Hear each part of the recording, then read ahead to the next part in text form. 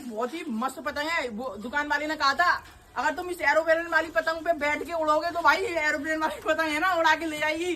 तो भाई यही टेस्ट करने आ गया मैं चित्तौड़। आप देखते हैं ये वाली एरोप्लेन वाली पतंग मुझे उड़ा के ले आ पाएगी कि नहीं। तो चलो भाई बैठ गया मैं एरोप्लेन पे। यार ये तो भाई उड़ ही नहीं यार मुझे लेके। यार ये तो मुझे गिरा रही है पतंग यार। भाई ये तो बेकार पतंग है भाई। चैनल को सब्सक्राइब